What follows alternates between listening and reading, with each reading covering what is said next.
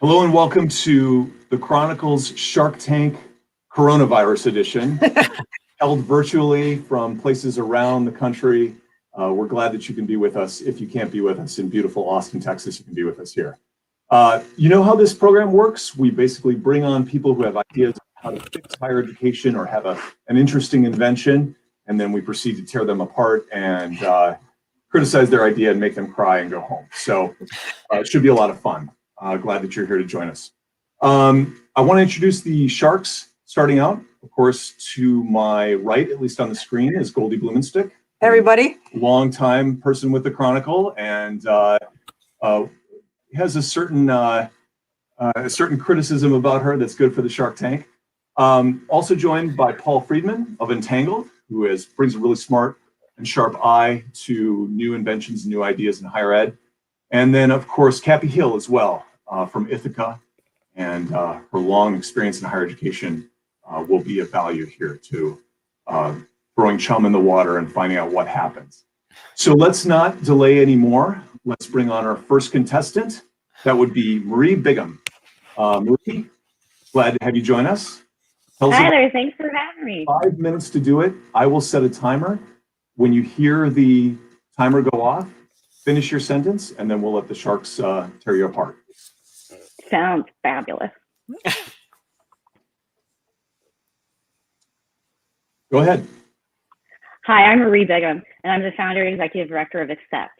Accept is an early stage nonprofit that's already leading really important conversations about college admissions reform and racial equity. We're really lucky and honored that the Chronicle of Higher Ed featured us in a story this August. And the title was Admissions Activists Are Here to Make You Uncomfortable. But today I'm not intending to make you uncomfortable, but we actually want to make applying to college more comfortable for students of color by removing some of these barriers in the process that are really unnecessary. We know that colleges struggle to recruit, admit, and yield applicants of color. Some have tried, many have tried, but many have failed. And we know this because the numbers really aren't moving, and we have far too much evidence that educational inequity is deepening. Some of the tools that make the why aren't really a mystery for those of us who've been in the practice. We have plenty of data and research that shows that there's bias built into where colleges recruit, how and when and if inquiry emails are responded to, how college recommendation letters are written, and how they're evaluated. So if we know these things are happening, how are colleges addressing this? And the truth is they're really not. They're not doing it well. In a study that will be released in the next few weeks, Dr. Oyan Poon, who is a leader in the study of race in higher ed at Colorado State University, is going to demonstrate with some pretty interesting data that admissions professionals really don't receive or engage in adequate or ongoing training, discussion, or assessment about how racial bias plays into this work. They don't. Even the most recent decision about Harvard's admissions practices noted this when Judge Burroughs wrote, notwithstanding the fact that Harvard's admissions program survives strict scrutiny, the process would likely benefit from conducting implicit bias training for admissions officers and monitoring and making admissions officers aware of any significant race-related disparities in the process. So at Accept, we believe it's time to bring justice, equity, diversity, and inclusion to admissions. That's JEDI. We want to turn admissions professionals into JEDI. The Accept JEDI Coach provides training and tools to identify and remove the barriers that keep admissions offices from achieving their important recruitment goals for students of color. It's a program that's built on mutual trust, continuous engagement, and actually putting best practices into place that we're then going to test and give feedback continually throughout an admission cycle to make sure that the colleges are going to get the intended results. The Accept JEDI Coach is going to be available on an affordable subscription plan for an entire admissions office and has 3 specific parts. We're going to start with an all-day in-person deep dive to build the foundations of JEDI practices, how to have conversations about race and bias, how to identify those barriers that we put in as individuals and as systems and as institutions. It's important that we do this in person to build that mutual understanding and trust among a team. We want to provide throughout that year really important assessment tools that give feedback for admissions practices as we're in the thick of it. If a person's applying or planning their fall travel, we want to be able to give feedback right away that says, hey, where are you visiting? If you're wondering about why emails aren't necessarily converting, well, who's responding to them? We want to hit the process throughout the year and give immediate feedback. And then part 3, we want the engagement and the learning and the conversation to continue throughout the year. So not only are we giving feedback, but then we're going to provide via Facebook groups an engagement tool, an opportunity for that team to continue to listen and to learn and to grow and to apply these ideas. At all times, the JEDI coach emphasizes established best practices of continued commitment to improvement that's shared with the team, consistent feedback and assessment, and ongoing engagement. You know, we know that colleges really do want to build diverse communities and they want to do what's right for students. And we know that admissions professionals want to achieve their institutional goals. They want to follow their guidance, but by and large, they don't have the tools to help them do that. And we think that the Accept JEDI coach can help us get there. Accept's uniquely positioned in the admissions space because of our leadership in these conversations. We've already built a network of 6,000 plus professionals who are already centering anti-racism and how we transform and reform this. And we're trusted partners with researchers who are already putting together these tools and with companies like Facebook so that we can utilize their services too. So we really need help launching this. We think this is a fantastic idea, but we need you all to tear us apart, but also to help us find that investment startup and to provide that guidance, because we think that we are able to help offices of admissions do the right thing. And we think this is one step towards removing barriers for students of color in college admissions. Thanks.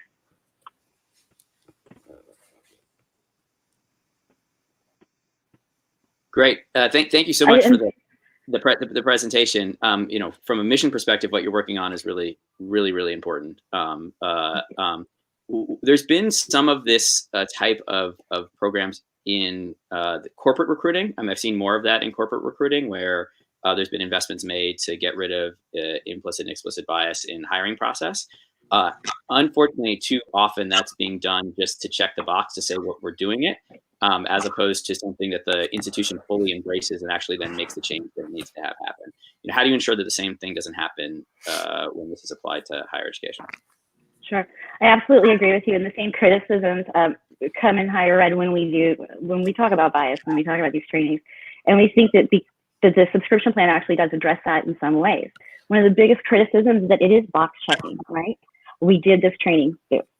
What Dr. Poon's study is going to show is most admissions offices do that training once every couple of years and think they're done.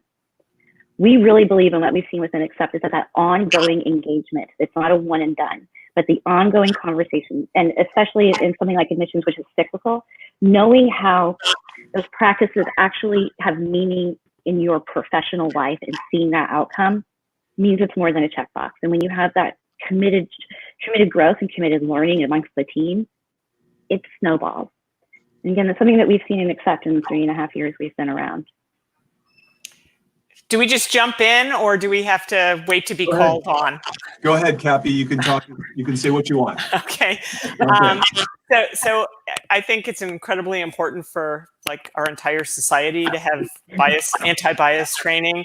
I don't actually think this is the constraint at colleges and universities. I don't think the problem is an admissions problem. The problem is that schools in America, students of color are also highly correlated with lower income families in America. Welcome to America. And the constraint on these institutions is financial aid, need-based financial aid. Your admissions officers are being given a budget. And if they do a really good job recruiting a very diverse student body, they're going to blow by that budget. And they're going to have an administration that's not very happy. So my only worry is that the solution to this is really convincing institutions, and there aren't very many incentives for them to do it, to allocate greater resources to need-based financial aid. And then the admissions office can deliver on this mission. So what will you accomplish absent significant increased resources for need-based aid? Sure. Cabby, I agree with you completely.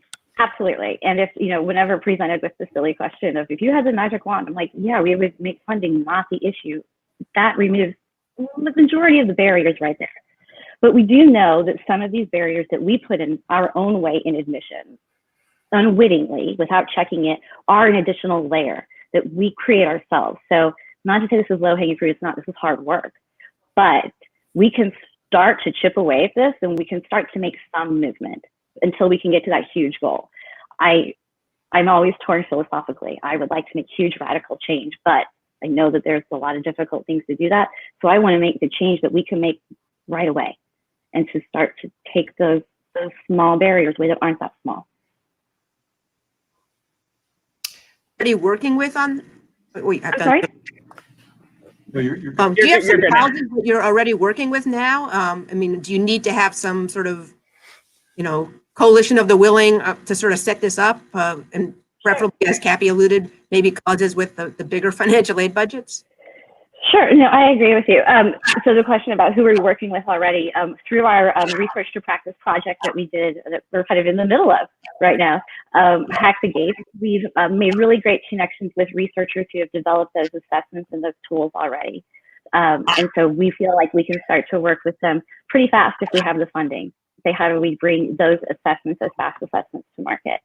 Yeah, of course we need help.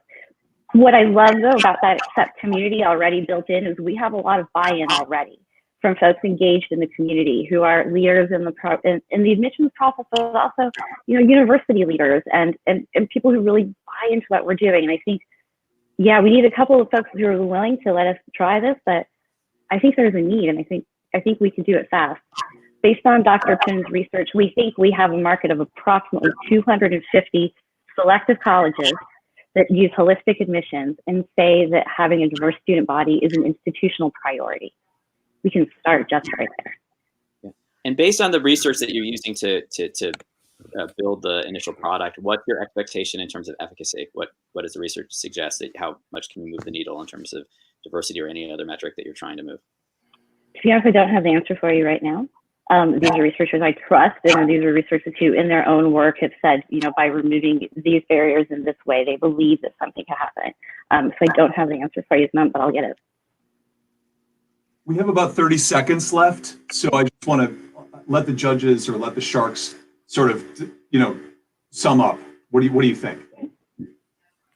I mean, I think Cappy's point is sort of the crucial one, but I think that's kind of a good pressure to kind of put on colleges. I think maybe if you guys can demonstrate that this is not a supply problem, but it's a sort of an acceptance policy problem, then I think that might actually just help. Sorry, I was putting a timer on the timer here. That might actually just kind of maybe create the momentum that you're looking for. Yeah. I mean, I totally agree with Cappy's perspective. This is sort of part of the solution. It probably isn't the whole solution. There's also the kind of social capital on the learner side, and not undermatching and not recognizing the options that are available. But you have to start somewhere. And I think that you can identify the institutions that are most willing to actually make a change, and then maybe your product line can grow from there. So I like it. Yeah, and once we get the commitment for greater financial aid resources, which may come voluntarily or may be imposed on institutions through better public policy, then to have the tools to actually identify the students who are going to succeed would be great. Great. Certainly, and that's something we certainly hope to get there too. But right now, what we want to do is say to these admissions offices, these kids are out there. You're just not using the tools that you have in hand already to find them. We want to help them find them. Great. Thanks a lot. Thank you so much. Thank you. Thanks for having you on. So we're going to go to our next contestant. We're switching up the order here a little bit because we had some technical issues. This is the first time we've ever done this on Shark Tank, doing it virtually like this. So we're working out the kinks. But our next contestant is Mark Salisbury from TuitionFit. I just met with Mark in the Quad Cities a couple of weeks ago, and I found out that he and I were at the same college together, almost at the same time, doing pretty much the same thing, and we never actually connected, but we had a great time that afternoon. So Mark, you're next. Good luck. You have 5 minutes. Timer starts now. Let's try to put ourselves in the shoes of a average family in the Midwest. They know that the higher education investment for their teenagers is probably the most expensive investment they're going to make. And they know the tuition's gone up 1,200% over the past couple of decades, and they know that their family income's gone nowhere.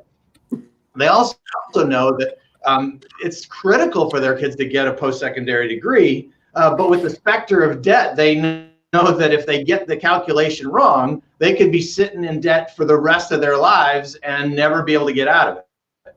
So for this reason, these families are really in a pretty difficult spot, and price really matters. And so they come to the college search process and they want to shop by price, and they can't.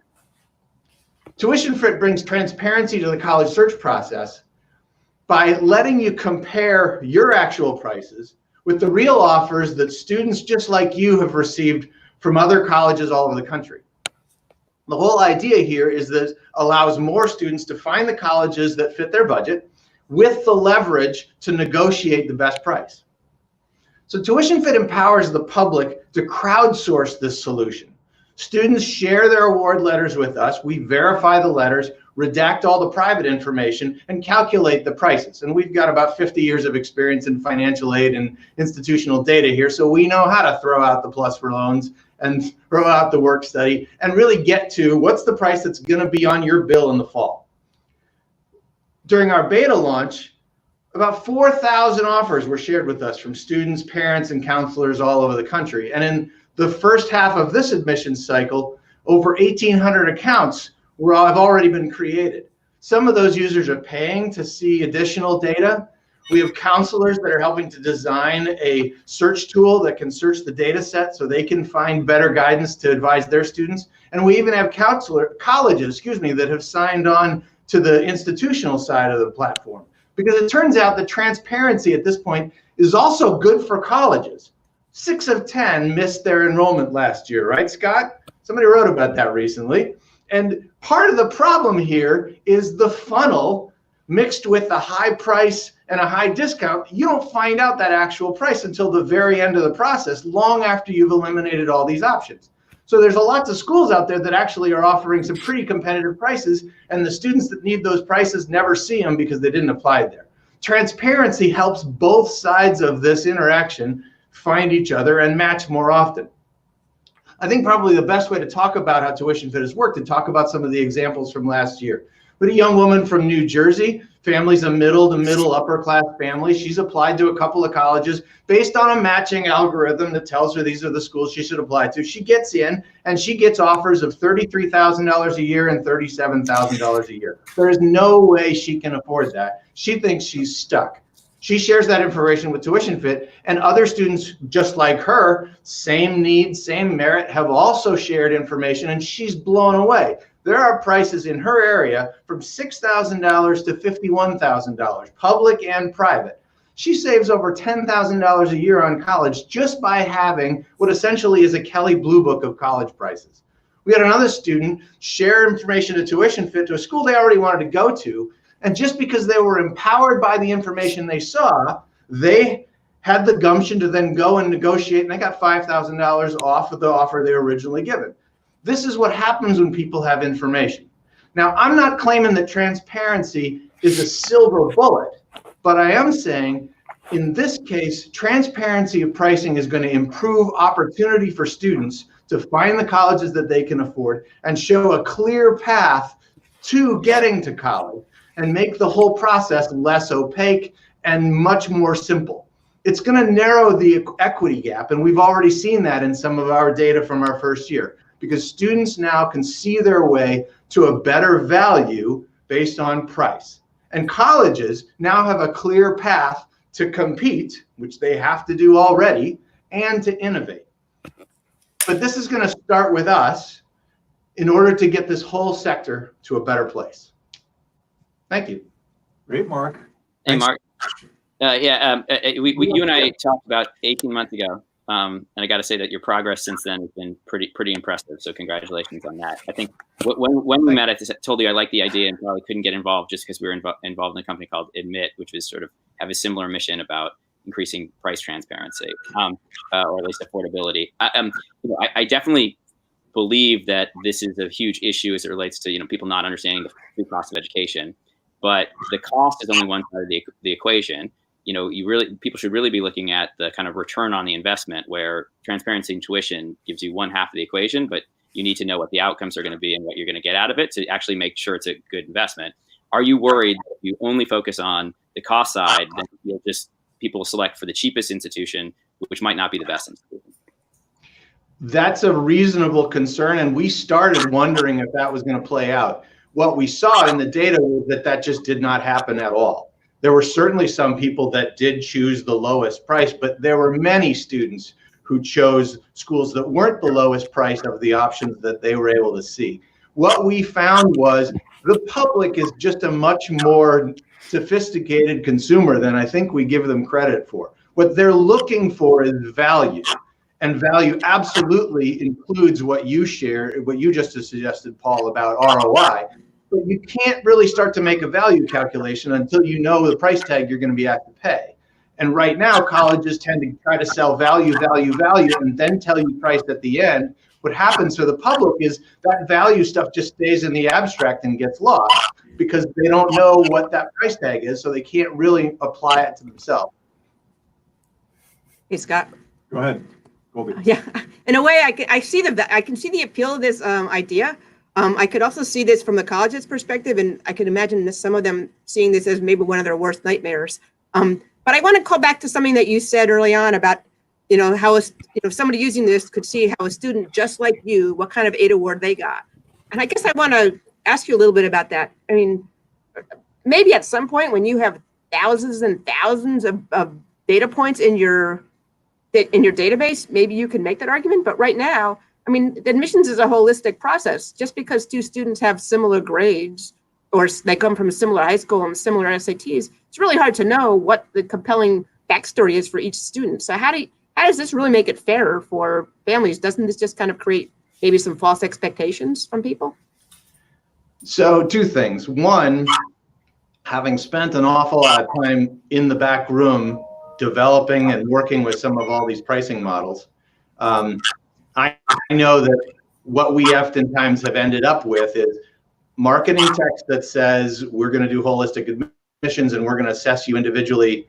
But at the end of the day, it's you need this many students to pay this price, and those students are all in this category of this need and this merit, this other need and this merit. We have those students paying that price.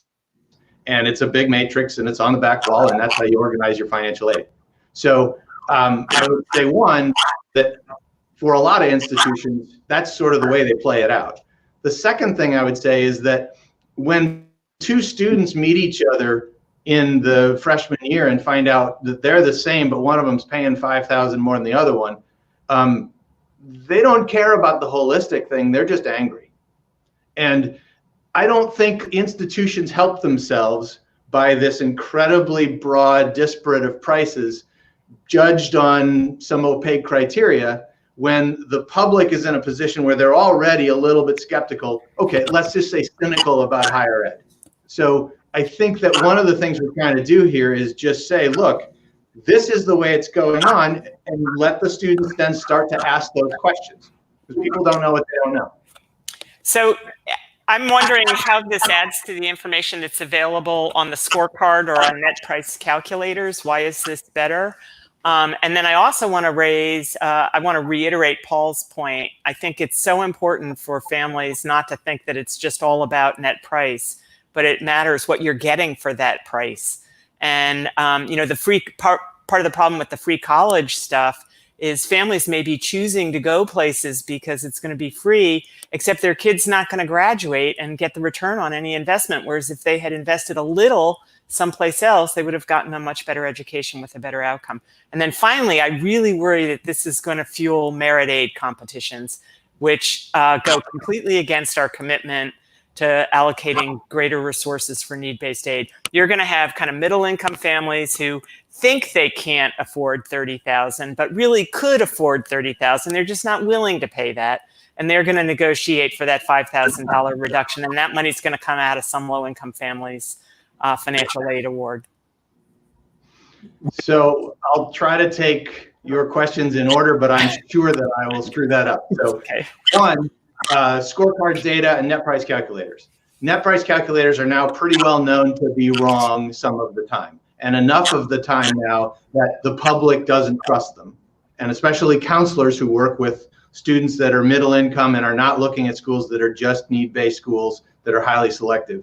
Unfortunately, you don't know that the net price calculators are wrong until several months later when you've already made decisions based on them being right. And Laura Perna at Penn did a big piece on that and then some research on it a year ago. So that's the first thing. The second thing is that you have to go to the colleges and then use their net price calculator. And no one's got the time to go to every single college around the country, run their net price calculator to figure out which schools are going to be which price for me, that then I can start to figure it out in my budget. People say this all the time. They get hundreds of brochures and they all look the same to them. And so they say, look, they're also the same, but I need a college that's going to charge me within this price range. So which schools should I look at? So now to get to the question about scorecard data, it's a couple of years old for starters, and sticker price and average net price only help if the average net price's range around the average is a small one. But if the range around the average is $40,000, I could be $10,000 on either side of that. So that average number is not helping me. So that's the concern from the public. And that's one of the reasons why they say, well, even this average number, it's not good. And if you multiply that out over 4 years, you can imagine how they very quickly say, well, I don't want an average. I want the number that's my number, right? But they do report the average by income bracket. So if you're in 0 to 30 or 30 to 48, you get a much narrower band, right? Yes, this is true, but those income bracket data, so two things. One is the income bracket data is not the only criteria that schools use to award money. So the range around those income brackets, and I can just say this from having been in institutional research and reported those data for 8 years, the range around those averages are wide enough that that average just doesn't do you a lot of good. Okay. Yeah, I just have one other question. I mean, this is a purely self-selecting pool of people also. How do you, so you're only getting a certain, it sort of skews probably to the high information, college of applicants. So how do you adjust for that? So what we have found is that in our first year of just people just coming to this by word of mouth, 30% of them were non-white and 30% of them were Pell eligible, which was, I think, a little higher than we would have guessed, because we would have guessed the same thing that you suggested. However, what we have done to try to make sure that our distribution of users is a real distribution is we really try to partner with organizations across the spectrum, and especially organizations that are connected to NCAN and some of the other community-based organizations that are working with lower income students. Great. We've given Mark a lot of time here. We have to kind of move on. Paul, do you want to offer a quick summary of what you've heard? What Cabby said. Okay. Always good advice. Mark, thanks so much for joining us. We're going to move on to the next contestant. Thank you. And the next contestant is Terry Gibbons from the Center for Higher Education Leadership. Hi, everybody. Hey. All right. Thanks so much for having me here today. And Nope. I'm excited to tell you guys all about the Center for Higher Education Leadership. And this starts with my story in higher ed. In September of 2006, I was a newly minted associate professor, and I had been running the Center for European Studies at UT Austin for a couple of years. And so one day I'm sitting in my jeans and a t-shirt and head into the provost's office, where I was asked to come and speak with the provost, of course. And I was offered the position of vice provost for undergraduate curriculum. And I'd been thinking about going into administration for a bit, but this was a huge leap, going from center director to vice provost for one of the biggest institutions in the country. So I did go and take the job, and it was like drinking from a fire hose. I didn't know anything about how faculty senates work, which all of a sudden I was a major player with the faculty senate. We were going into accreditation. I can go on and on. You guys know these stories. And, the thing I realized is that basically faculty are expected to go into these positions, whether it's associate dean, department chair, provost, whatever, and we don't really get any training to do this. We come in as subject matter specialists. I remember when we were dealing with the H1N1 virus 10 years ago at UT Austin, I was a political scientist trying to deal with, a public health crisis on campus. I had to take the leadership role on that. And so one of the things I realized after being the provost at Menlo College most recently is that we needed a more affordable and accessible way to get continuing education. There's a lot of great programs out there. And of course, the Chronicle of Higher Ed provides a lot of great information for leaders.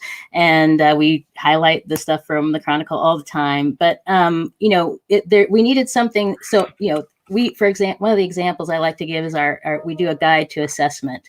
That's not very newsy. It's not very, exciting, but it's something that people like me in higher ed need to know. So we have created an online portal for continuous professional development that's affordable, accessible, and sustainable. Because of course, as we're seeing now with the virus, we need to have something where people can't necessarily afford to be flying around the country, but we're still functioning because we're online.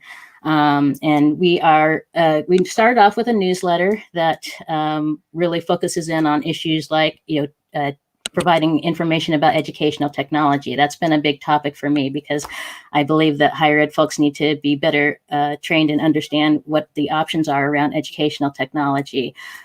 We have also provided mentors. And one of the things we've shifted into more recently is providing online courses, because we found that having the courses also helps us build the community, because we want to have a community of practice that allows people to discuss the issues like around strategic planning. That's our most recent course.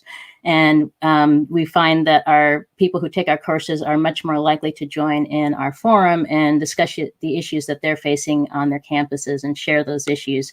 And so we have most recently just updated our website. We're using the LMS platform to provide courses, but we still are providing the newsletter and the networking and the mentoring and various other options for people to be able to access the information they need to be better leaders and better managers, because we really think it's critical as we're in this situation where higher ed is in crisis, as we just been talking about around enrollment and pricing and all of these things. And so we've already got generating revenue, which is a good thing. We've got a subscription model. And so we have both institutional memberships and individual memberships, and some of the folks we have on our institutional membership include Emory University, University of Richmond, folks from nearby, San Francisco Art Institute, and the University of California Office of the President. And I've been working not only with the Prison University Project as a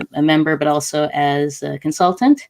And then we have a whole bunch of folks who are in as individual members. We're still trying to build our individual members to reaching out with our Higher Education Administration 101 course, which we're providing for free because I believe it's important and it's a service, but also it's a way to get people onto our platform and learning more about what we do. So we are currently running our class Higher Education Administration 101, and we have about 60 people signed up for that. And then we're going to be running it every other month on an ongoing basis. And then the strategic planning course is on demand.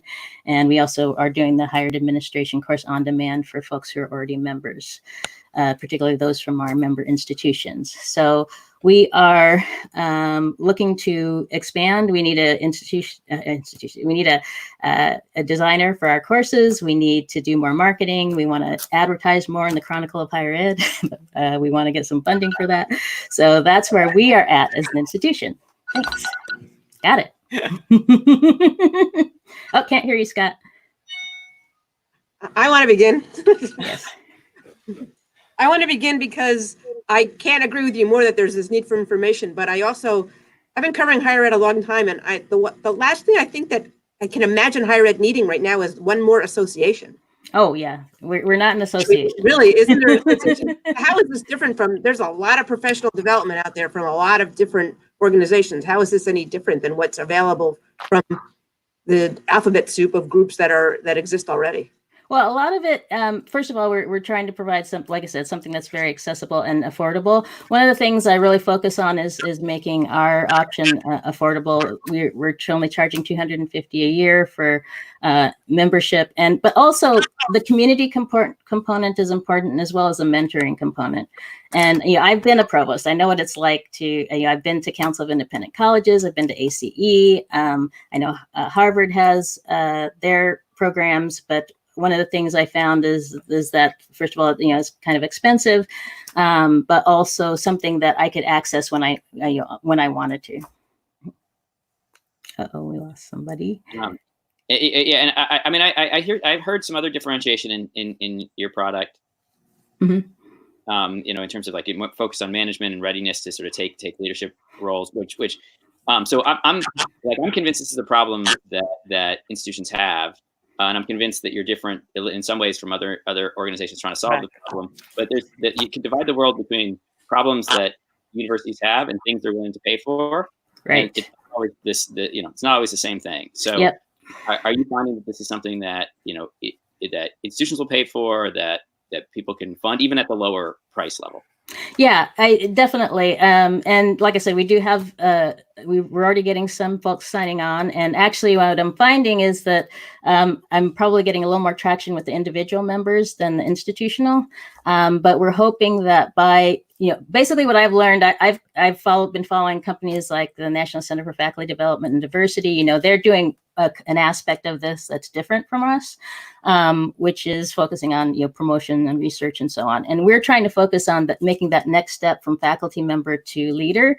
And so we're finding that what really works is getting individuals engaged and involved, and then the institutions will probably take a second look at it as something they want to offer to their faculty. Sorry, I dropped off there for a minute. This is such an interesting issue because faculty become faculty because they love to hang out by themselves in the stacks in the library and do research and like not talk to anybody or have to deal with anybody. Or they deal with students who they think they have some authority over, but that's now disappearing pretty rapidly.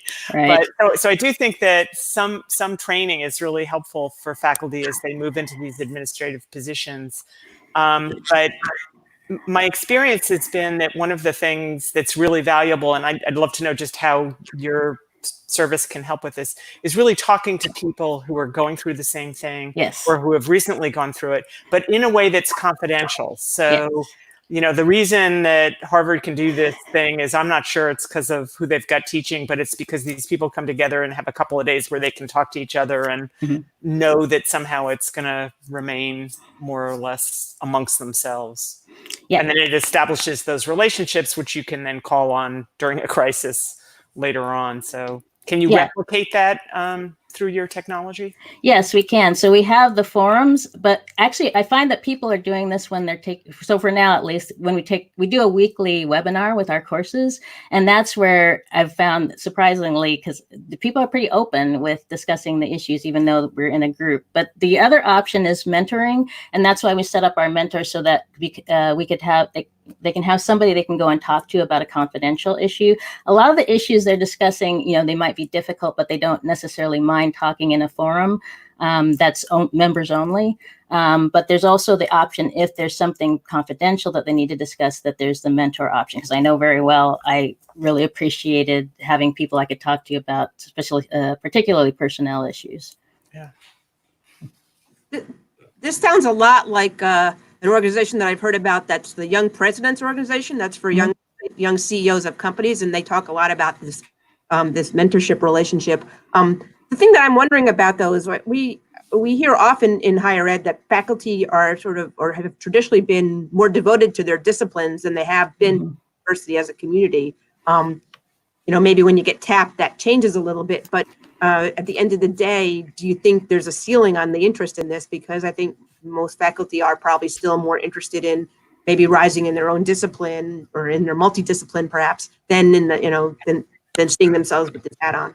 Well, actually, Goldie, you're addressing an issue that comes into this, which is that it's hard to recruit faculty to go into these administrative positions. And so this is something we're trying to address here as well, because we're reaching out to institutions in the sense that, how are you creating that pipeline?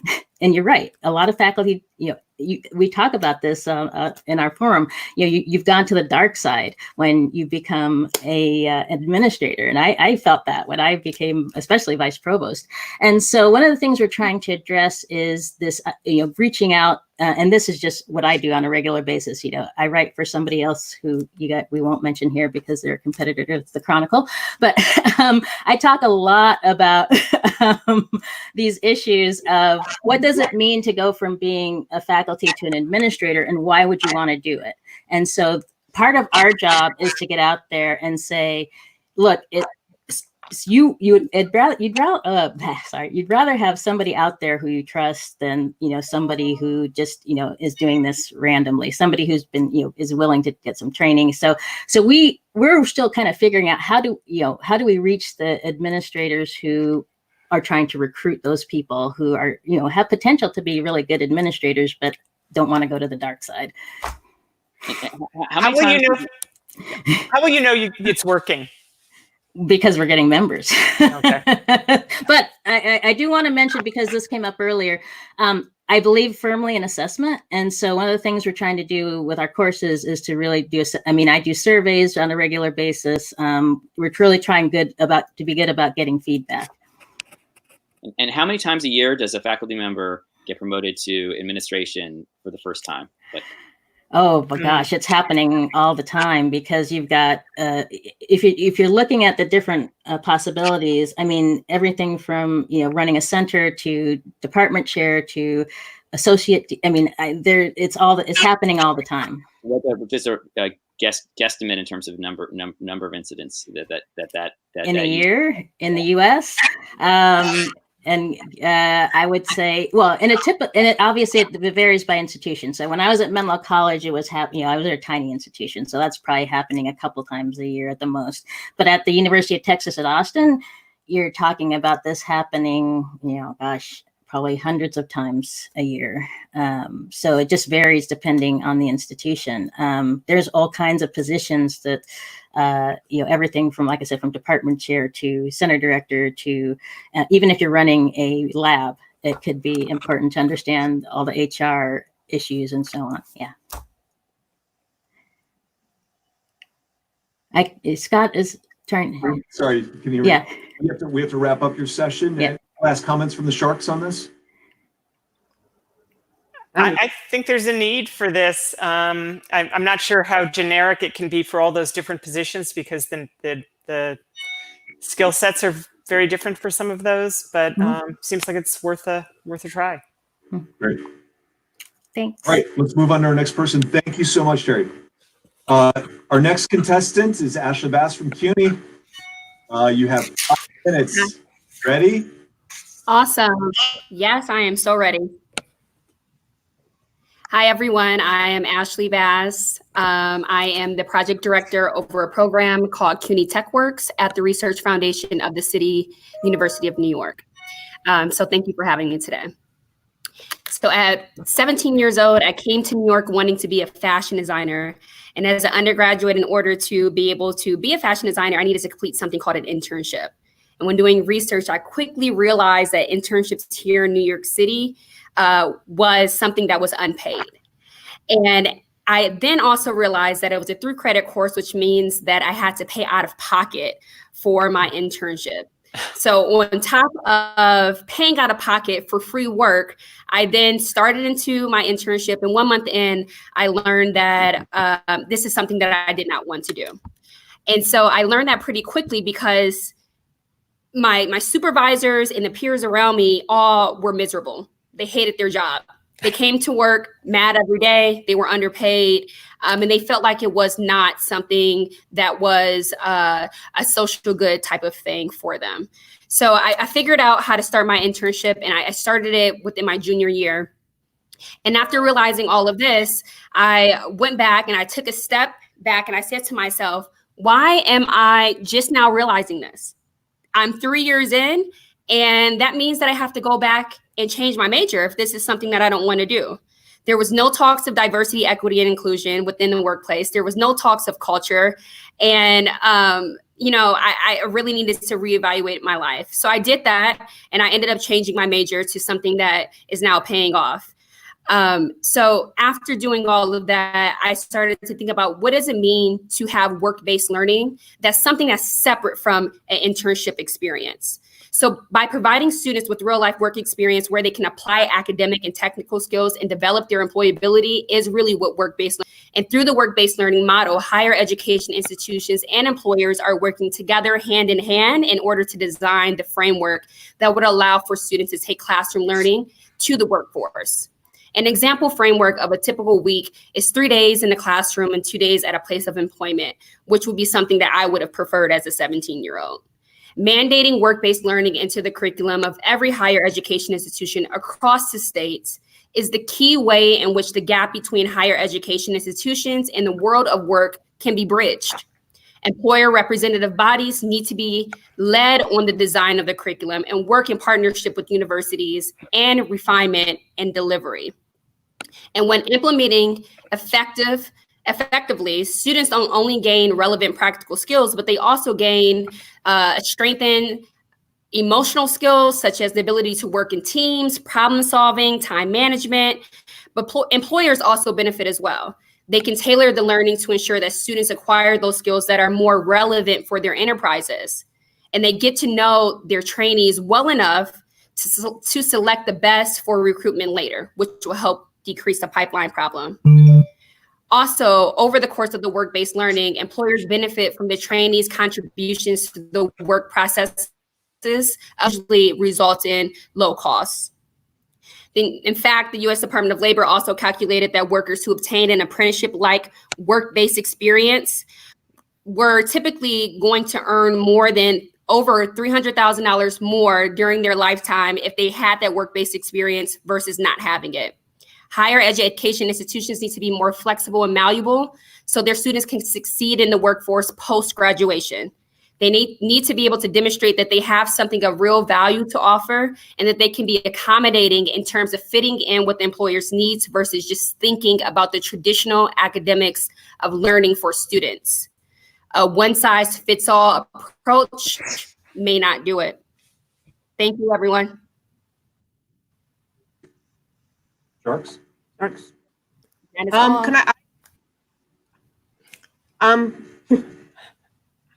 I can't say I disagree with you at all. I think I write about this issue like every other week in the newsletter at the Chronicle. But the other thing I tend to write about every other week in the newsletter and the Chronicle is the challenge of getting faculty in particular to kind of buy into this argument and to integrate it in a good way. So that's question one is I have others, but how do you expect to get faculty to be sort of buying into this process? Oh my gosh, just my sentiments. This is something that I struggle with every single day at the City University of New York. One thing that I really think that we need to do is to not only get faculty's buy-in, but get the administrators buy-in as well. So that means working with the chairs and the deans of each one of the departments so they better understand the need for collaboration outside of the classroom. I think that if we work with faculty members who also work in industry, it would allow for those faculty members to be more peer-to-peer with one another. Oftentimes, at least from my experience, I've worked with faculty members who have been working as a faculty member for 30 plus years. And the last time that they worked in industry was when they were 20. And 19, whatever. And so what their idea of industry is completely different from the ever-changing industry, specifically within tech. So to answer your question, I think that if we do some type of collaboration with faculty members who are current in industry, with faculty members who are truly just academics, that would allow for a better buy-in because it's a peer-to-peer model versus having administrators tell you what you should be doing. So as a former faculty member, I think I take a certain amount of offense from this, but I also really worry about all the discussion about higher education playing a role in preparing students for work, because all of the evidence suggests that higher education prepares students exceptionally well for work. The earnings data suggests that if you get your BA, you're going to be so much better off than if you don't. So I don't mind apprenticeships and internships where students learn about working and learn some skills, but I worry a little bit about industry and the private sector. They're not making a commitment to these young people to keep them employed forever. So how do we know that the skills that they're having them learn are going to be skills that have a return on investment in terms of the time and effort over long periods of time? So I'm a little skeptical, and I just want to make sure that there's real paying attention to the needs of the students as opposed to the needs of the businesses. Mm-hmm. Right. And those are really great points. And I think that when we think about the needs of the students and also skill sets that industry is providing, I think that I will also challenge the fact that there are millions of jobs that are going to be available that we currently do not know about right now. And what influences that? One thing that I think that influences that is manufacturing, technology, the things that are ever changing. And so what I would challenge a higher education institution is, how are you bringing in those principles to the classroom? How are you differentiating the theory that is being taught in the classroom versus what is happening in industry to make individuals more prepared for the workforce? Now, academics can prepare you with giving you the technical knowledge of what you need to have in the workforce, hopefully. But then when you take those theories and those technical skills to a team of 20 individuals, that's a totally different thing that we're talking about. We're talking about soft skills. We're talking about working cross-functionally across teams. We're talking about time management, project management. And although those are some things that I will hope for a faculty member to incorporate within a curriculum, I will also challenge the fact that I have not seen that all of the time. And here at the City University of New York, being the largest urban public institution across the country, this is something that we're challenging all of our faculty members and also all of our presidents and deans to really think about. Because if we look at the numbers, there's low job placements. And why is that? Okay. Ashley, I really like what you're doing. And notwithstanding, I totally agree with what Cappy said about the value of higher education. On the average, if you actually look at the distribution, there's certainly places where there isn't as much value being returned. And I think part of the problem is not that students not being able to translate what they actually have learned in that environment in a way that employers understand. But the employer part of the situation is something we haven't talked about yet. And I know there's a lot of friction in setting up these partnerships on that side as well, right? It's 2 days a week at an actual business. So, let's assume this works magically, and you get faculty aligned. How do you scale it to get enough employer partners to actually have this be a meaningful experience for a lot of students? Yeah, and that's a great question. I think that we have to start thinking more creatively. Does it mean that we're doing some type of virtual model versus physical? Does that mean that we're partnering with institutions that are worldwide versus regionally or nationally?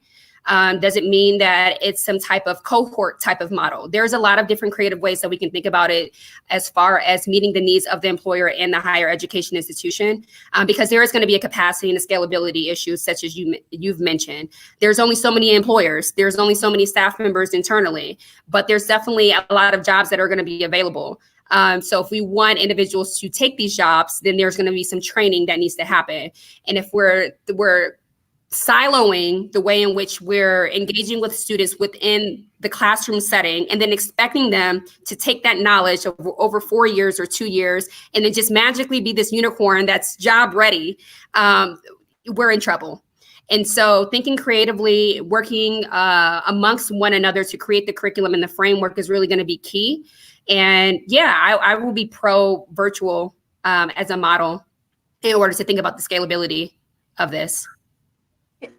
Can you just talk a little bit about some of the more specifics of this? Are you talking about this as one course in a 4-year curriculum should be this, or every year students should have this experience? And also, are you doing this right now through TechWorks? Do you have a model that exists right now? Yes. I think that will be, as far as how often the reoccurrence of this model, I think that's going to be based on the number of students, how large the institution is, and also what industry we're talking about. And I think that you can curate and customize the framework. So I'm open to that. I just think that it should be mandated, period. We do have a framework. We are working with a couple of employers. I don't know if I can name them during this call, but we're working with a couple of employers here in New York City who do a similar type of framework. It's an apprenticeship-like model. And there's a lot of talks around tech apprenticeships per se. I can also say that there is organizations such as Here to Here, which Here to Here is our partner here in New York City, where we're going to be working with some high school students, developing this framework and launching it in the fall of this year. And there's about 10 employers already on board. There's also another framework that's been very successful here in New York with IBM and P-Tech, where there's P-Tech schools here in New York City in partnership with IBM that allows these individuals, graduates of the high school, to do this 2 to 3 day framework over the course of their high school career. And then they have a guaranteed job at IBM. So there's a couple of models that we can look at models here in the US. There's a lot of models internationally as well. So wouldn't summer jobs with companies also serve this role if students were doing academics during the year and then getting, if companies were committed to offering 2 to 3 month job opportunities for students, couldn't they get similar exposure? I know from Yes, having set up internships when I was at Vassar, it was really hard on companies. I mean, they really had to put in a lot of time and actually usually didn't get much out. I mean, it was a public good for us that they were doing it more than us giving them free labor. Mm-hmm. Yeah, and that's a really great point. And that's the difference between an internship and a work-based learning model. So usually whenever, and this is not for all internships, so I don't want to generalize everything, but usually when you get an intern, I've had this experience as well. You get 5 people, you're like, what am I supposed to do with 5 people? Yeah. Now that I have to take away time to manage these 5 additional people. So it becomes a burden for me. That's usually the typical internship experience, typically, not all. What's different with the work-based learning model is that you're working hand in hand with creating the content, the curriculum, and the framework for the experience of that individual. So if you're the employer, you should not, at the end of the work-based learning experience, you should not feel as if it was a burden because you worked with the higher education institution to create a model for the student so they can then become an employee post program ending. They're in your roster and they're sitting with your HR representatives. So when they do graduate from college, we already know that Ashley Bass is a great candidate. She already knows the systems. She's already worked with X, Y, and Z. And, you know, we're good. And so there's a difference between internships and work-based learning. It's definitely a partnership and you're working as a team versus just getting people sent to you and you have to figure it out. Yeah, I mean, I personally, as I said, I love this idea, but I also think it's no accident that there are only like, you know, 6 plus colleges in the country right now that run co-op programs because it's not easy to run. You know, this takes a really level of infrastructure that's not that easy to just pull off in an afternoon or something. I totally agree. I think what you're doing is great. I think it's really important work. I hope in the course of doing it, you uncover something that gets around some of these frictions a little bit more and scales a little bit better, because I think that's the solution that the market is looking for. Thank you. Well, I think we have to wrap it up there. Ashley, thanks so much for coming on the show. No worries. Thank you. Thank you. Hey, I want to give a special thanks to all of you for tuning in, but a really special thanks to Bridget Burns, who made this possible and was behind the scenes, putting people up on the screen and moving folks around and helping us technically with this. So Bridget Burns from UIA, thank you so much. Thank you. And we hope to see you soon.